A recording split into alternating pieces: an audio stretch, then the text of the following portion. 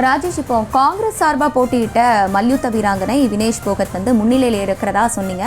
இப்போ எத்தனை சதவீத வாக்குகள் வித்தியாசத்தில் அவங்க முன்னிலையில் இருக்காங்க? அவங்களுக்கு அடுத்தபடியா அந்த தொகுதியில எந்த கட்சி வந்து முன்னிலை வகித்துட்டு வராங்க?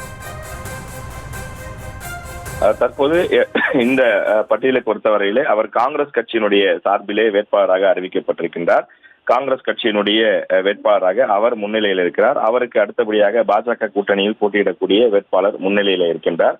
அங்கு ஹரியானாவை பொறுத்தவரையில கிட்டத்தட்ட ஒரு மும்முனை போட்டி என்ற அளவிலே இருக்கின்றது. ஆனாலும் பெரும்பாலான தொகுதிகளில் காங்கிரஸ் மற்றும் பாஜக இடையேதான் நேரடி போட்டி இருக்கின்றது. இந்தியா கூட்டணியில் இருக்கக்கூடிய ஆம் ஆத்மி உள்ளிட்ட கட்சிகள் இந்த தொகுதியிலே தனித்தனியாகத்தான் களமிறங்கி அவர்கள் தேர்தலை சந்திக்கிறார்கள். இந்த இடத்தை பொறுத்தவரையிலே காங்கிரஸ் மற்றும் பாஜக இடையேதான் நேரடியாக போட்டி. ஹரியானாவை பொறுத்தவரையிலே கடந்த 5 ஆண்டுகளாக, அதாவது 10 ஆண்டுகளாக தொடர்ந்து பாஜக தான் ஆட்சியில் இருந்து வருகின்றது. நாங்கள் 3வது முறையாக வெற்றி பெற்று இங்கு மீண்டும் ஆட்சி அமைப்போம் என பாஜக தரப்பில் சொல்கிறார்கள். அதே நேரத்தில் காங்கிரஸ் கட்சியை பொறுத்தவரையிலே நாங்கள் இந்த முறை கட்டாயம் வெற்றி பெறுவோம். 10 ஆண்டுகள் பாஜக ஆட்சியிலே இளைஞர்களுக்கான வேலைவாய்ப்பு, விவசாயிகளுக்கான திட்டங்கள் என எதுவுமே இல்லை. எனவே மக்கள் பெருத்த ஏமாற்றத்தில் இருக்கிறார்கள். எனவே எங்களுக்கு நிச்சயம் வாக்களிப்பார்கள் என்று காங்கிரஸ் கட்சியினர் தெரிவித்து வந்தார்கள்.